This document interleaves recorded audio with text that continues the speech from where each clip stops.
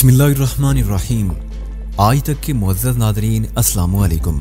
अब किस नंबर 401 मुलाहिज़ा फरमाएं। तुम्हारा दिमाग खराब हो गया है। ये खराबी तुम्हारी करतूतों के तफैल पैदा हुई है। मैंने तुर्की बतुर्की कहा। वो सनसनाते लहजे में पूछ बैठा, तुम्हारे पास क्या सबूत है कि मैंने साहिल को इसराइल की बजाय खटमंडू पहुंचा दिया है? सबसे बड़ा सबूत तो तुम ही हो। कहना क्या चाहते हो? मैं ये कह रहा हूँ खटमंडू वाली बात तुम ही ने मुझे बताई थी। बको मत। वो फुनकारा, इतना बड़ा राज मैं तुम्हें क्यों कर? मैंने लाइन काट दी और अगले ही लम्हे मोबाइल फोन का स्विच ऑफ कर दिया। मेरा मकसद पूरा हो गया था। मैंने रब्बी को ताओ दिलाकर उसके मुंह से वो हकीकत उगलवा ली थी जिसकी तस्दीक नहीं हो पा रही थी। अब इस बात में किसी शक्को शुबे का इम्कान बाकी नहीं रहा था कि मेरी साहिल इसराइल में नहीं बल्कि खटमंडू में थी। मैंने साहिल को जेब में रखने के बाद लियान से कहा, वापस चलो, काम हो गया। वो न्यूयॉर्क हाईवे 440 पर थोड़ा आगे आई। फिर वेलोब्रोक पार्क के नजदीक से उसने गाड़ी को यूएस इंटरस्टेट 278 पर मोड़ दिया। हमने उसी रोड पर सफर जारी रखते हुए स्टेट हुदूद को उबोर किया और न्यूयॉर्क से न्यू जर्सी में दाखिल होने के बाद यूएस इंटरस्टेट 95 पकड़ ली। लियान ने मुझे मुखातिब करते हुए कहा, वहीदान, मैं तुम्हारे बारे में बहुत कम जानती हूँ। हमारे हल्के में पिछले चंद दिनों से तुम्हारा जिक्र होने लगा है। अभी जिंदगी में पहली मर्तबा मुझे तुम्हारे साथ सफर करने का मौका मिला है। तुम जबरदस्त एडवेंचर में हो। लियान के लहजे से मुसरत अमेज हैरत झलकती थी। मैंने उसके तौसीफी कलिमात के जवाब में कहा, ठीक कहती हो। हम दोनों के तर्ज़े जिंदगी में नुमाया फर्क है। तुम सारा दिन फोटो स्टूडियो में दुकानदारी करती हो और मेरी जिंदगी मुसलसल हरकत में है। ये तफावुत भी बहुत अहम है। मैं महसूस कर रहा हूँ तुम अपनी जिंदगी से कुछ बोर हो। ऐसी बात नहीं वहीदान, वो एक एक लफ्ज पर जोर देते हुए बोली, हमें मुतहर्रिक जिंदगी गुजारने का मौका मिलता रहता है, कभी एक साथ मिलकर और कभी अलहदा अलहदा, मगर जो थ्रिल तुम्हारी जिंदगी का खासा है इसका तजर्बा अभी तक नहीं हुआ। मैंने मजाक के रंग में कहा, दिल छोटा ना करो लियान, कुदरत तुम्हें भी ऐसा मौका जरूर देगी। वैसे एक बात बता दूं, इस थ्रिल में हर लम्हा जिंदगी दाव पर लगी रहती है, इसी में तो मजा है। वो हिजानी लहजे में बोली। फिर हमारे दरमियान हल्की फुल्की गुफ्तगू होने लगी। लियान ने मुझे बताया कि वो और शून मिस्र हिंग के अहकाम की तामील करने के पाबंद है। बज़ाहिर वो लोग दोस्तों की तरह रहते हैं, मगर हिंग की हैसियत एक बास की सी है।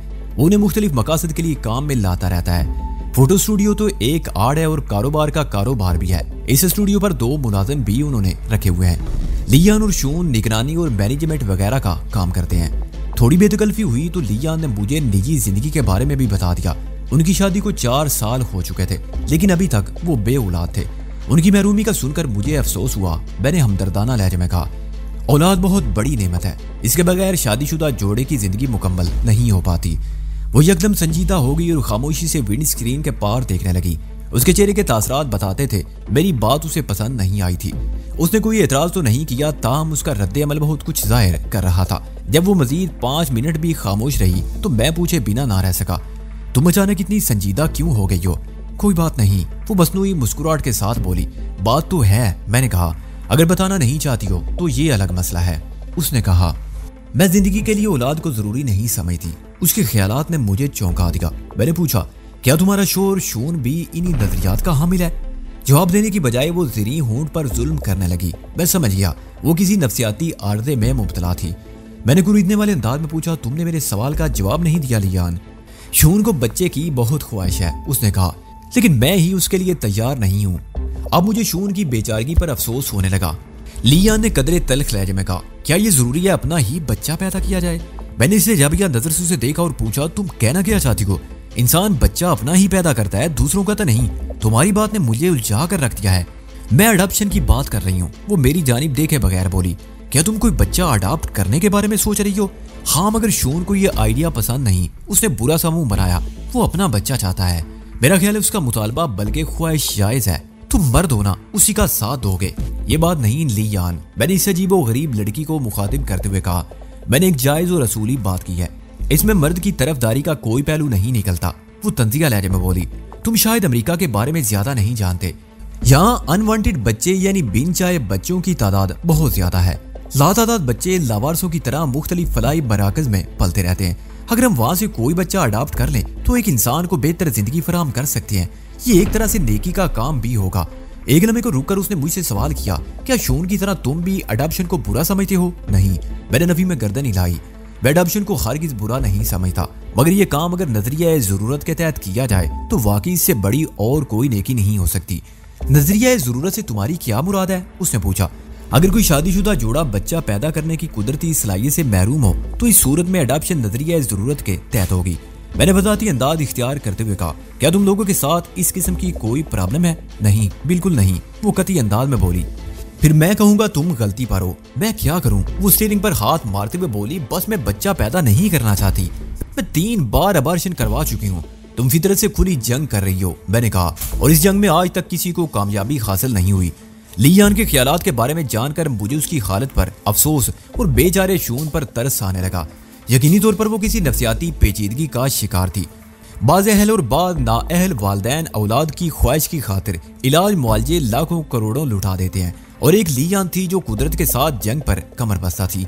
मैंने आखिर उससे पूछ ही लिया, तुम फितरत के साथ क्यों लड़ रही हो? बस मुझे ये सब अच्छा नहीं लगता। वो विंड स्क्रीन के पार देखते हुए बोली, मैं ज़चगी के मराइल से गुजरना नहीं चाहती, मैं डरती हूँ। मैंने उसे उसके हाल पर छोड़ दिया। मैं कोई सोशल लेक्चरार नहीं था कि उसे समझाने के लिए कोई लंबी छोड़ी धुआंधार तकरीर झाड़ता। लियान की अपनी जिंदगी थी, उसकी मर्जी थी, वो उसे जैसे भी गुजारती। अल्लाह ने वसी और अरीज दुनिया पैदा की है और इस दुनिया के अंदर हर नोयत का किरदार बसता है। उसकी कुदरत से निबर्द आदमा किरदार भी नजर आएंगे और फितरत की पैरवी करने वाले किरदार भी दिखाई देंगे। लियान भी इस जीती जागती दुनिया का एक किरदार थी। हम यूएस इंटरस्टेट 95 पर सफर जारी रखते हुए न्यू आर्क एयरपोर्ट के पहलू से गुजरे और न्यू आर्क के इलाके में दाखिल हो गए। जर्सी सिटी की तरह न्यू आर्क भी न्यू जर्सी का एक अहम हिस्सा है। हम अपार्टमेंट के अंदर दाखिल हुए तो हिंग ने छूटते ही पूछा, तुम लोग दूर निकल गए थे क्या? बहुत ही देर लगा दी, बस हवाखोरी का मूड हो रहा था। मैंने लियान को मानी खेद निगाह से देखते हुए कहा, हम जरा स्टेशन आइलैंड की सैर को निकल गए थे। Staten island? हिंग ने हैरत से आंखें फैलाई। तुम जिस किस्म की सूरत हाल से गुजर रहे हो उसमें न्यूयॉर्क के किसी भी हिस्से में कदम रखना तुम्हारे लिए इंतहाई खतरनाक है।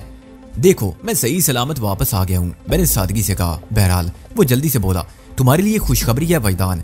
मैं पूरी तरह उसकी जानिब मुतवज्जो हो गया। कैसी खुशखबरी? मैंने काठमांडू में इंस्पेक्टर शिवा से बात की है। वो जोश भरे लहजे में बोला, इस बात की तस्दीक हो गई है कि डॉक्टर मोंग के साथ धनु साहिल को भी सिटी हॉस्पिटल में पहुंचाया गया है। वो दोनों शदीद जख्मी हैं और इंतहाई निगहदाश्त के शोबे में उन्हें रखा गया है।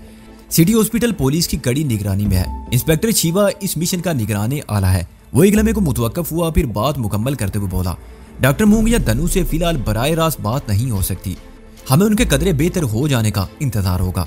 इस बात की तस्दीक कैसी हुई कि डॉक्टर मोंग के साथ साहिल ही को हॉस्पिटल पहुंचाया गया है? मैंने एक जरूरी सवाल किया, हालांकि मैं इस सिलसिले में पहले ही कंफर्म कर चुका था। रब्बी से होने वाली वो अहम गुफ्तगू मेरे इत्मीनान के लिए काफी थी। वो लोग तो हॉस्पिटल में अपने असली नामों से दाखिल नहीं है। विंगिंग ने वजाहत करते हुए कहा, इंस्पेक्टर शिवा के अलावा मुझे जानू से बात करने का मौका भी मिला है। जानूस की हैसियत काठमांडू में डॉक्टर मोंग के मेजबान किसी है। जानूस इस वक्त हॉस्पिटल में था जब इंस्पेक्टर शिवा से मेरा राब्ता हुआ। जानूस ने तस्दीक किया है कि डॉक्टर मोंग के साथ जिस लड़की को हॉस्पिटल पहुंचाया गया है, मादी में उसका ताल्लुक बुल नील कुंड की इबादतगाह से रहा है। वो वहाँ के एक बख्शू की बेटी है। ओह, मैंने एक बूझल सांस खारिज की। ये तस्दीक बड़ी मुस्तनद है।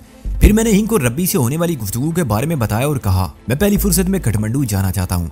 तुम इस सिलसिले में क्या कर सकते हो मिस्टर हिंग? हिंग ने शून की तरफ देखते हुए कहा, तुम कल शाम में यानी आने वाली शाम को यहाँ से रवाना होने वाले हो। हमने इस सिलसिले में इब्तदाई प्रोग्राम मुरतब कर लिया है, बाकी बातें अभी तय कर लेते हैं।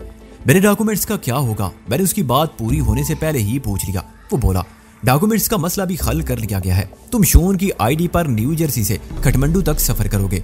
शोन की आईडी? मैंने चौंक कर बारी बारी हिंग और शोन को देखा।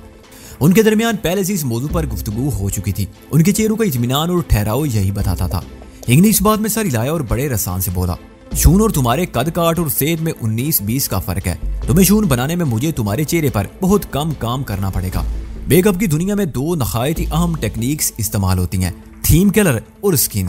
वो एक लम्हे को सांस लेने की खातिर रुका, फिर बात को आगे बढ़ाते हुए बोला, थीम वाली टेक्निक में पूरे चेहरे को बदल कर रख दिया जाता है, जबकि कलर स्क्रीन एक माइनर किस्म का मेकअप है। इसमें सिर्फ चेहरे की स्किनिंग की जाती है और इसे मतलूबा चेहरे के करीब तरीन बना लिया जाता है। वो एक मरतबा फिर थोड़ी देर के लिए मुतवक्कफ हुआ, फिर सिलसिला कलाम को आगे बढ़ाते हुए बोला, तुम दोनों एशियाई हो, इंडो पाक से तुम्हारा ताल्लुक है। तुम लोगों के रहन सहन और बोल चाल में भी ज्यादा फर्क नहीं। तुम्हें शून की कॉपी करने में ज्यादा दुश्वारी पेश नहीं आएगी। अगर तुम कहीं अटक गए तो लियान तुम्हारी मदद करने के लिए मौजूद होगी। हिंग के आखिरी जुमले ने एक मरतबा फिर मुझे चौंकने पर मजबूर कर दिया। लियान का हवाला उसने ऐसे दिया जैसे वो मेरे साथ काठमांडू जा रही हो। मैंने ताज्जुब खेज लहजे में इस्तफसार किया, लियान की मौजूदगी से तुम्हारी क्या मुराद है? जवाब देने से पहले हिंग ने एक मरतबा फिर शोन की जानिब देखा और इंकशाफ अंगेज लहजे में बोला, मैंने सरदस्त जो प्रोग्राम तरतीब दिया है उसके मुताबिक तुम शून की हैसियत से अपनी बीवी ली यान के हमरा काठमांडू जा रहे हो और इस सफर का मकसद सियाहत के अलावा कुदरती फोटोग्राफी भी है। मैंने शून की तरफ देखा, उसने इस बात में सर हिला दिया। हिंग ने कहा, कितनी दिलचस्प और अजीब बात है कि दुनिया के दूसरे ममालिक के बाशिंदों को अमेरिका का वीजा हासिल करने के लिए जितनी दुश्वारियां उठाना पड़ती हैं, इसी काम के लिए अमेरिकी शहरियों को उतनी आसानियां हासिल हैं। सुबह शून लियान के साथ नेपाल के वीजे के लिए कोशिश करेगा और मामूली सी कागजी कार्रवाई के बाद उन्हें वीजा जारी कर दिया जाएगा। टिकट का बंदोबस्त भी कोई मसला नहीं, खुदा की मर्जी हुई तो शाम से पहले पहले तमाम तैयारियां मुकम्मल हो जाएंगी। हिंग और शून ने हमारी गैर मौजूदगी में बड़ा जानदार मंसूबा बनाया था। मेरी तरह ली यान के लिए भी ये एक इंकशाफ की हैसियत रखता था, इसलिए मैंने उससे दरियाफ्त किया, तुम इस सिलसिले में क्या कहती हो ली यान? मैं बहुत सनसनी महसूस कर रही हूँ, वो दोनों हाथों की मुठियां भींचते हुए बोली। हिंग ने कहा, यह भी काफी दिनों से स्टूडियो में बैठे बैठे बोर हो रही थी, इसी बहाने इसे भी हाथ पांव खोलने का मौका मिल जाएगा। हिंग ने हाथ पांव खोलने के अल्फाज इस अंदाज में अदा किए थे कि मैं पूछे बिना ना रह सका, क्या ली यान यहाँ हाथ पांव बंद किए बैठी थी? तुम्हारी तरह ये भी मार्शल आर्ट्स जानती है। हिंग ने एक और इंकशाफ किया। मैं तारीफी नजर से ली यान को देखने लगा। वो बोली, फैदान, किसी मिशन में तुम्हारा साथ देकर मुझे बड़ी खुशी होगी और ये मेरे लिए एक नया तजरिबा भी होगा। और शून का क्या होगा? बेसाख्ता मेरे मुंह से निकला। मेरे इस सवाल का असर सब ने बहुत मुख्तलिफ लिया। थोड़ी देर पहले न्यूयॉर्क से न्यू जर्सी की तरफ आते हुए मेरे और ली यान के दरमियान जिस नोयत की गुफ्तगू हुई थी, उसके पीछे नजर शून बेचारा बहुत मजलूम नजर आता था। ली यान ने गैर फितरी रवैये बल्कि जिद ने शून को एक आजाब में मुबतला कर रखा था। हर शोर की ये ख्वाहिश होती है कि वो बाप बने, हर बीवी भी यही चाहती है कि वो माँ बने, लेकिन इन दोनों मियाँ बीवी के दरमियान अजीब सी कशमकश जारी थी। ली यान किसी बेआसरा बेसहारा बच्चे की अडॉप्शन के लिए तो तैयार थी, मगर अपनी कोख को खरीद करने के लिए बिल्कुल तैयार ना थी। वो एक अजीबो गरीब नफसियानी ख्वाहिश में मुब्तला थी। इस मौजू पर हमारे दरमियान बड़ी मुख्तसर और अधूरी बात हुई थी। अभी मैं एक साथ चंद दिन गुजारने का मौका मिल रहा था। मैंने अपने दिल में ठान ली थी कि इसकी ब्रेन वॉशिंग जरूर करूंगा। इसने अपने ज़हन में जो ख्वाह मुखा के अंदेशे पाल रखे हैं, इन्हें दूर करके ली यान को शून की तरफ रागब करने की कोशिश करूंगा। सब ने चौंक कर मेरे सवाल को जुदा जुदा तनाजुर में महसूस किया, इसलिए उनका जवाब भी एक दूसरे से मुख्तलिफ था। ली यान ने शरारत अमेज लहजे में कहा, शून मुझसे बेपनाह मोहब्बत करता है, बेताबी से मेरी वापसी का इंतजार करेगा। हिंग बोला, मैंने फोटो स्टूडियो से चंद रोज के लिए छुट्टी दे दी है। ये पूरी तवज्जो से वसीम की तीमारदारी करेगा। स्टूडियो के मामलात को मुलाजमीन संभालेंगे। वो बरसों के आजमाए हुए तजरिबाकार मुलाजिम है। जब तुम मिशन से कामयाब लौटोगे तो वसीम तुम्हें सेहतमंद और चाको चौबंद मिलेगा। शून ने कहा, वजदान, ली यान का बहुत ख्याल रखना, ये एक अमानत के तौर पर तुम्हारे साथ जा रही है। Don't worry. मैंने उसका शाना थपथपाया। वापसी पर ये तुम्हें पहले से ज्यादा सुधरी हुई मिलेगी। मैं इसके दिमाग की टेढ़ निकालने की कोशिश भी करूंगा। ये तुम्हारी अमानत और मेरी रहबर है। हिंग ने एक तवील जमाई लेते हुए कहा, बातें बहुत हो चुकी, अब नींद पूरी करना चाहिए। सब लोग अच्छे बच्चों की तरह अपने बिस्तर पर पहुंच जाएं। मैं खामोशी से उठा और उस बेडरूम में आ गया जहां वसीम मौजूद था। ये रात मुझे इसी बेडरूम में गुजारना थी। आइंदा रात हवाई जहाज में गुजरने वाली थी। इन लम्हात में शायद कुदरत मुझ पर मेहरबान हो गई थी। कोई ऐसा शख्स जो NYPD और FBI को मतलूब हो, वो इतनी आसानी से अमेरिका छोड़कर कहीं नहीं जा सकता था। जैसा बंदोबस्त मेरा हो गया था। हिंग की दानत और तजर्बा कारी की दाद देना पड़ी। उसने ली यान को मेरे साथ करके मिशन को हर किस्म के खतरे से पाक कर दिया था। शून और ली यान अमेरिकन नेशनल थे और कई मरतबा अमेरिका से बाहर दीगर ममालिक का सफर कर चुके थे। अमेरिकन नेशनल होने का मतलब है हुकूमत और कानून की नजर में मोतबर होना। कोई सोच भी नहीं सकता था कि शून के बेस में वजदान अमेरिका को ठींगा दिखाकर बाय बाय करने वाला था। वो वजदान जिसे अमेरिका दुश्मन करार दिया जा चुका था। मैंने बिस्तर पर लेटने से पहले वसीम का जायजा लिया और उसकी तरफ से मुतमईन होने के बाद सोने की तैयारी करने लगा। मैं नहीं जानता था वसीम को जब मेरे प्रोग्राम का इल्म होगा तो वो क्या रद्द-ए-अमल जाहिर करेगा, लेकिन ये बात तय थी कि मेरे प्रोग्राम में कोई तब्दीली मुमकिन ना थी। मैंने सोच लिया न्यू जर्सी से रवाना होते वक्त मैं वसीम के बारे में विंगिंग को खुसूसी हिदायत दे दूंगा। मैं इस वक्त नींद के शदीद गलबे में था। जी जा रहा था कि बंद करूं तो बरसों बाद ही बेदार हूं। मैंने खुद को नींद के हवाले करने से पहले साहिल को अपने तस्वुर में चमकाया और थर्ड आई के तवस से उस तक रसाई हासिल करने की कोशिश की। मैं ये कोशिश नाकाम साबित हुई। वो रब्बी के कब्जे में तो थी नहीं, ताम उसकी डाली हुई गिरा बाकी थी। रब्बी ने मेरे तस्वुर की राह में साहिल के आगे एक ऐसी दीवार खड़ी कर दी थी कि मेरे तखय्युल का परिंदा उस दीवार से सर टकरा कर रह जाता। थोड़ी सी तसव्वुराती दौड़ धूप के बाद मैं वापस आ गया। उसके बाद मैंने तीसरी आंख के सामने डॉक्टर मोंग के खदो खाल को उजागर किया और अगली लम्हे उसके माहौल में मैं पहुंच गया। वहां तक रसाई हासिल करने में मुझे एक लम्हे की देर हो गई। माहौल में दाखिल होते ही मैंने उसके कमरे में किसी को निकलते हुए देखा। मैंने यूनिफॉर्म से पहचाना वो कोई नर्स थी। मैं उसका चेहरा नहीं देख सका था, इसलिए उसका सरापा मेरी यादाश्त में महफूज न हो सका, वरना मैं उसके साथ चिपक कर कमरे से बाहर निकल जाता। मुमकिन है वो डॉक्टर को अटेंड करने के बाद साहिल की तरफ जाती, इस तरह मैं साहिल का दीदार करने में कामयाब हो जाता, मगर ऐसा नहीं हो सका। मैं डॉक्टर वाले कमरे में ही रहा और उसकी कैफियत को समझने की कोशिश करने लगा। वो इस वक्त जाग रहा था और खुली हुई आंखों से कमरे की छत को देख रहा था। उसकी आंखों में मुझे इत्मीनान सा नजर आया, जिससे मैंने अंदाजा लगाया कि फिक्र वाली कोई बात नहीं। जब मैं उसके पास पहुंचूंगा तो वो अपने कदमों पर खड़ा होकर मुझसे मुआनका करेगा। मजीद 5 मिनट तक सिटी हॉस्पिटल खटमंडू के कमरे में रुकने के बाद मैं वापस Lincoln park new Jersey apartment में हाजिर हो गया। साहिल तक पहुंचने का तसव्वुर बड़ा सनसनीखेज था। यह भी अजीब ही इत्तफाक था। वो पहली मर्तबा मुझे खटमंडू के मुज़ाफ़ात में मिली थी और दूसरी बार भी खटमंडू ही में मिलने वाली थी। मैंने खटमंडू नेपाल में अच्छा खासा वक्त गुजारा था और वहाँ नहायत ही संगीन और पुरअसरार वाक़यात से मेरा वास्ता पड़ा था। इस वक्त नेपाल के बारे में सोचते हुए कई चेहरे तसव्वुर की निगाह से डूबने उभरने लगे। उनमें दोस्तों और दुश्मनों के चेहरे शामिल थे। इंस्पेक्टर आजम खान, इंस्पेक्टर बरिंद्रा ने मेरा बड़ा साथ दिया था। शुभा, बिमला, मायामती, नीलगिरी की यादें भी मेरे ज़हन में ताज़ा थी। मैं गौतम भूष, चांगली और नागपाल की दुश्मनी को भी नहीं भूला था। उनमें से कई अफराद अब जिंदा नहीं थे और जो जिंदा थे वो भी पता नहीं कहां कहां बिखर चुके होंगे। नेपाल और वहां के लोगों के बारे में सोचते हुए अचानक मैंने महसूस किया जैसे इस कमरे में मेरे और वसीम के अलावा भी कोई मौजूद हो। इस ख्याल के साथ ही मैंने बेसाख्ता आंखें खोल दी, लेकिन अपने और वसीम के सिवा किसी को ना पाया। मेरे महसूसात ने मुझे धोखा दिया था। नहीं, ये धोखा नहीं हो सकता था और वो भी वहां मौजूद थी। मैंने कमरे में उसके बदन की मखसूस मशहूर कुन खुशबू को महसूस किया। मैं इस खुशबू को हजारों खुशबुओं में अलग पहचान सकता था। ये खुशबू कभी मेरे जिस्म का हिस्सा भी रही थी। वो पर्वतों की मलका नीलगिरी की मखसूस खुशबू थी। मैंने कमरे में चारों जानिब नजर दौड़ाई और धीरे से उसे पुकारा, नीलगिरी। मेरी इस पुकार का कोई जवाब मौसूल ना हुआ, मगर वो भीनी भीनी महक बदस्तूर महसूस होती रही जो नीलगिरी की वहां मौजूदगी का सबूत थी। मैंने 2-3 बार उसे आवाज दी, लेकिन जवाब में उसकी जानिब खामोशी तारी रही। मैंने आंखें बंद कर ली। उसी वक्त मेरी समात में उसकी रेशमी आवाज रस खोलने लगी। उसने खनकता हुआ एक कहका लगाया। मैं इस नकरई कहके के तलीसम में खोकर रह गया। इस खनक की शिरीनी मेरे आसाब को शांति में भगोने लगी। मैं इसी मधुशाला में जेरो जबर हो रहा था कि कमरा उसके वजूद से खाली हो गया। ताम उसके अंग अंग से फूटने वाली मधुर और कैफ आवर खुशबू उसके जाने के बाद भी काफी देर तक कमरे और फजा और दरो दीवार में क्याम पजीर रही।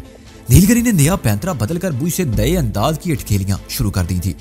पता नहीं वो ऐसा क्यों कर रही थी। मैं ये नहीं जान सकता था कि मेरा तसव्वुर और हवास मुझे फरेब दे रहे हैं। उसकी आमद तो हो रही थी, मगर अंदाज अलग था। कराची में होने वाली आखिरी मुलाकात में उसने दावा किया था कि अब वो मेरे पास नहीं आएगी, बल्कि मुझे अपने पास आने पर मजबूर कर देगी। लेकिन नकली वजदान के भयानक अंजाम के बाद उसने दोबारा एंट्री मारना शुरू कर दी थी। हैरत और उलझन इस बात की थी कि वो अब मुझ पर जाहिर क्यों नहीं हो रही थी। पर्दा नशीनों के मानिंद मेरे माहौल में वार होकर क्या साबित करना चाहती थी। अचानक ही ख्याल ने मुझे बुरी तरह चौंका दिया। मैं अमेरिका से नेपाल जाने वाला था और नेपाल से नीलगिरी का स्थान ज्यादा दूर नहीं था। क्या मैं गैर महसूस अंदाज में मलका कोसार के नजदीक से आ रहा था? आइंदा रोज 10 बजे के करीब मेरी आंख खुल गई। वसीम मुझसे पहले बेदार हो चुका था और एक तकिए से टेक लगाए बैठा था। मुझ पर नजर पड़ी तो वो खफीफ अंदाज में मुस्कुराया। मैंने उसकी मुस्कुराहट का जवाब मुस्कुराहट से दिया और बिस्तर छोड़ दिया। तुम ठीक तो हो? मैंने करीब आकर उसके जख्मों का जायजा लेते हुए पूछा। उसका बायां बाजू और दायां पांव पट्टियों में लिपटा हुआ था। वो नकात भरे लहजे में बोला, पहले से बहुत बेहतर हूँ। बहुत मामूली दर्द महसूस हो रहा है। ये मेरी मरहम पट्टी किसने की है? रात जब लियान एक नर्स का रोल अदा कर रही थी तो वसीम नीम बेहोश था। वो नहीं जानता था उसे किस किस्म का मेडिकल ट्रीटमेंट दिया गया था। मैंने उसके सवाल का जवाब देने से पहले सवाल कर दिया, तुम कब सोकर उठे हो? कोई 10 मिनट पहले, उसने जवाब दिया। बैठने को जी चाह रहा था, इसलिए तकिए से टेक लगा ली। इसका मतलब है तुम अभी तक बेड से नीचे उतरे हो और ना ही तुम कमरे से बाहर गए हो।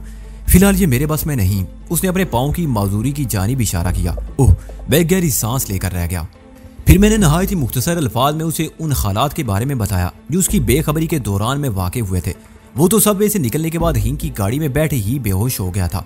मैंने उसे अपने साथ न्यूयॉर्क से न्यू जर्सी पहुंचने, उसकी मेडिकल ट्रीटमेंट और शून और लियान के बारे में बताया। वो बड़ी तवज्जो और हैरत से मेरी बात सुनता रहा और मेरे खामोश होते ही उसने सवाल किया, क्या इस अपार्टमेंट में हमारे अलावा भी कुछ लोग मौजूद हैं? मैं जब रात को सोने के लिए उस कमरे में दाखिल हुआ था तो हिंग के अलावा शून और लियान भी यहाँ मौजूद थे। मैंने कहा, मौजूदा सूरत हाल के बारे में देख कर ही बता सकता हूँ। खामोशी और सन्नाटे से तो ये महसूस होता है हमारे सिवा कोई जीरो इस अपार्टमेंट में मौजूद नहीं।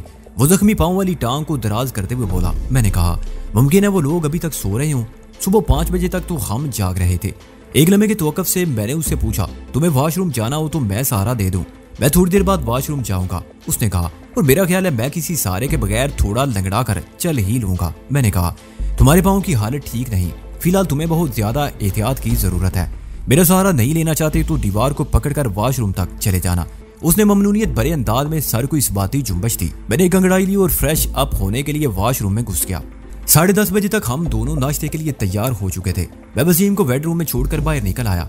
अपार्टमेंट के बाकी दोनों बेडरूम्स और सिटिंग रूम मुझे खाली मिला। इस बात पर मुझे हैरत भी हुई, पता नहीं वो लोग हमें यहाँ छोड़कर कहाँ चले गए थे। किचन की जानिब से खटपट की आवाज पर मैं चौंका और बेसाख्ता मेरे कदम उस तरफ उठ गए। लियान किचन में मौजूद थी और उसकी कार्रवाई से अंदाजा हुआ वो हमारे लिए नाश्ता बनाने में मसरूफ थी। मुझ पर निगाह पड़ी तो वो चहक उठी, गुड मॉर्निंग मॉर्निंग। मैंने उसके सलाम का जवाब दिया और पूछा, वो दोनों कहाँ चले गए? वो मेरा इशारा समझ गई और बोली, मिस्टर हिंग तो उसी वक्त चले गए थे। शून 1 घंटा पहले तैयार होकर स्टूडियो की तरफ गया है। हिंग ने कुछ बताया कि वो कहाँ गया है? नहीं, उसने मुख्तसर सा जवाब दिया। मैं समझ गया वो इस सिलसिले में डिस्कस नहीं करेगी। मैंने कहा, अपार्टमेंट में फैली हुई खामोशी से तो मैं यही समझा था आप लोग हमें छोड़कर कहीं चले गए हो। शून का स्टूडियो जाना जरूरी था, उसने हाथ रोके बगैर कहा। मुलाजमों को मुख्तलिफ हिदायत देना ताकि 2-3 रोज तक वो काम को अच्छे तरीके से संभाल सके। उन्हें यही बताया जाएगा कि हम दोनों कैलिफोर्निया तक जा रहे हैं और 2-3 दिन में वापस आ जाएंगे। वो थोड़ी देर को मुतवक्किफ हुई, फिर इजाफा करते हुए बोली, वैसे मुझे मालूम हो गया था तुम दोनों बेदार हो चुके हो, इसलिए मैं तुम लोगों के लिए नाश्ता बनाने में लग गई। तुम अपने दोस्त को सहारा देकर इधर ही ले आओ। नाश्ते के बाद मैं उसकी चोटों का मुआयना भी कर लूंगी। अपार्टमेंट का किचन खासा कुशादा था और डाइनिंग टेबल भी उसके अंदर ही लगी हुई थी। मैंने लियान की बात के इख्तिताम पर कहा, ये 2-3 दिन के लिए कैलिफोर्निया वाली बात मेरी समझ में नहीं आई। अगर हमें वापसी में हफ्ता 10 दिन लग गए तो इस स्टेटमेंट का क्या होगा? ये एक डमी स्टेटमेंट है, वो मेरी जानिब देखते हुए बोली, और इसे मिस्टर हिंग के हुक्म पर तैयार किया गया है। 3 दिन बाद शून स्टूडियो जाने लगेगा और यही जाहिर करेगा मुझे कैलिफोर्निया में अभी चंद रोज मजीद क्याम करना है। इस तरह ये मामला निभ जाएगा। मैंने पुरमानी अंदाज में इस बात में सर हिलाया। मैं इनकी प्लानिंग की तय में पहुंच गया था। वो मेरी शून की और लियान की बैरूनी मुल्क रवानगी को आम लोगों से खुफिया रखना चाहता था। मुझे पकड़ने और अमेरिका से ना निकलने देने के सिलसिले में आला सतह पर जो भी चारा जोई की जा रही थी वो हिंग की प्लानिंग के सामने नाकारा हो जाती। शून, मैं और उसकी बीवी लियान इंतहाई कानूनी अंदाज में न्यू जर्सी से काठमांडू जाने वाले थे। यह ऐसा ही था कि वो हसास तरीन अमरीकी कवानीन और NYPD और BFI वालों की आंखों में धूल झोंकने वाले थे। हम नाश्ते से फारिग हुए तो 11 बजने वाले थे। वसीम ने इस अंदाज में मुझे देखा जैसे अचानक उसे कोई बहुत अहम बात याद आ गई हो। क्या हुआ? मैंने इस्तफसार किया। यार वैदान, आज तो 28 जनवरी है। वो जोश भरे लहजे में बोला। 28 जनवरी है तो? मैंने उलझन भरे अंदाज में उसे देखा। वो भर्राई हुई आवाज में बोला, इस वक्त पाकिस्तान में रात के 9:30 बजे होंगे, यानी वहाँ सूरज गुरूब होने का वक्त काफी गुजर चुका है। मुझे उम्मीद है ईद का चांद नजर आ गया होगा। उसका आखिरी जुमला सुनकर मेरे वजूद में सनसनी सी दौड़ गई। ईदीन वगैरह हमारे बड़े त्यौहार हैं और इनकी खुशी भी मुनफरिद हैसियत की खामिल है। हाँ, पाकिस्तान में हो या पाकिस्तान से बाहर, खुशी के इन जज्बात को महसूस किए बिना नहीं रह सकते। लेकिन जो मजा अपनों के साथ ईद मनाने का है वो दियारे गैर में कहाँ। मदेश में तो रोजा नमाज का वो एहतमाम नहीं हो पाता जो अपने वतन की रवायत है।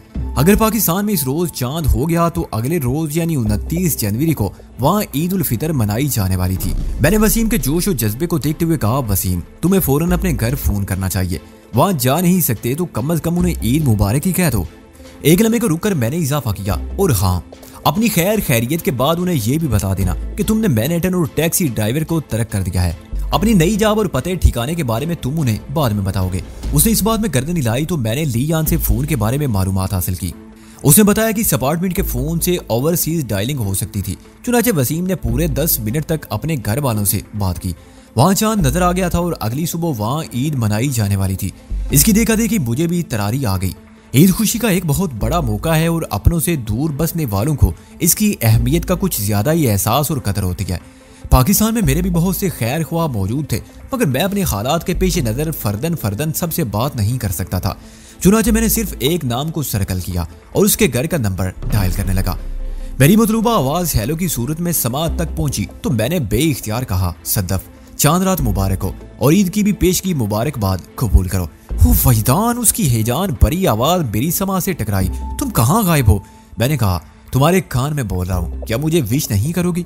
तुम्हें भी बहुत बहुत ईद मुबारक हो, वो जज्बात से लबरेज आवाज में बोली। मेरे फोन का कॉलर आईडी डायल USA का कोई नंबर शो कर रहा है। मैं नहीं जान सकती तुम किस स्टेट में हो, अलबत्ता एरिया कोड 732 लिखा नजर आ रहा है। 732 न्यू जर्सी स्टेट का एरिया कोड है और मैं जर्सी सिटी से बात कर रहा हूँ, मैंने ठहरे हुए लहजे में कहा। न्यूयॉर्क का दूसरा एरिया कोड 609 है। तुमसे बात करना कितना अच्छा लग रहा है, वो मुसर्रत भरे लहजे में बोली। कब तक अमेरिका में रुकने का इरादा है? पाकिस्तान कब आ रहे हो? वो एक ही सांस में 2 सवाल पूछ गई। मैं उसकी बेताबी और अपने हालात की नजाकत को बखूबी समझ रहा था। चुनाचे मैंने कहा, कहीं आना जाना कब मेरे इख्तियार में था। मैं यहाँ के वक्त के मुताबिक आज रात किसी वक्त अमेरिका से परवाज कर जाऊंगा। मेरी अगली मंजिल नेपाल का शहर काठमांडू होगी। बहरहाल एक लम्हे के तवक्कुफ से मैंने इजाफा करते हुए कहा, इंशाअल्लाह बहुत जल्द हमारी मुलाकात होगी। साहिल का क्या हाल है? उसने तशवीश भरे लहजे में दरियाफ्त किया। तुम उसे पाने में कामयाब हो गए? हमारी जब भी बात होती वो साहिल की खैरियत जरूर मालूम करती। वो साहिल के लिए बड़ी फिक्रमंद रहती और ये फिक्रमंदी मसनूई नहीं बल्कि हकीकत पर मबनी थी। मैं सद्दफ के जज्बात और एहसासात को पूरी तफसील से जानता था। मेरे और साहिल के दरमियान जिस नोयत की दूरी खाइल हो गई थी उसकी रुदात सुनाने का वक्त नहीं था। चुनाचे मैंने नहायत ही मुख्तसर सा जवाब दिया, मैं साहिल के सिलसिले में काठमांडू जा रहा हूँ। काठमांडू में तुम्हारा क़याम किस जगह होगा? फिलहाल इस बारे में कुछ नहीं कह सकता, मैंने गोल मोल जवाब दिया। वो मेरी मजबूरी को समझते हुए बोली, ठीक है, वादा करो तुम काठमांडू पहुंचकर मुझसे राब्ता जरूर करोगे और मुझे अपने पते ठिकाने से भी आगाह करोगे। मैंने ये वादा करते हुए अलविदाई अल्फाज का इस्तेमाल किया और खुदा हाफिज कहकर टेलीफोनिक राब्ता मौकूफ कर दिया।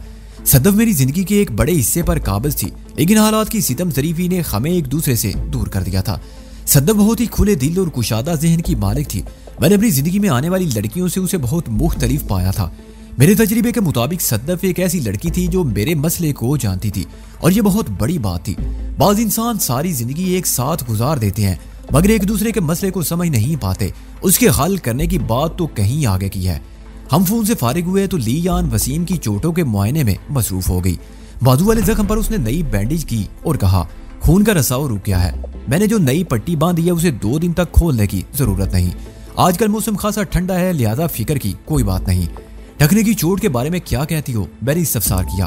वो बोली, मैं महसूस कर रही हूँ एक्सरे की जरूरत पेश नहीं आएगी, वरम में खासी कमी वाक़ई हुई है।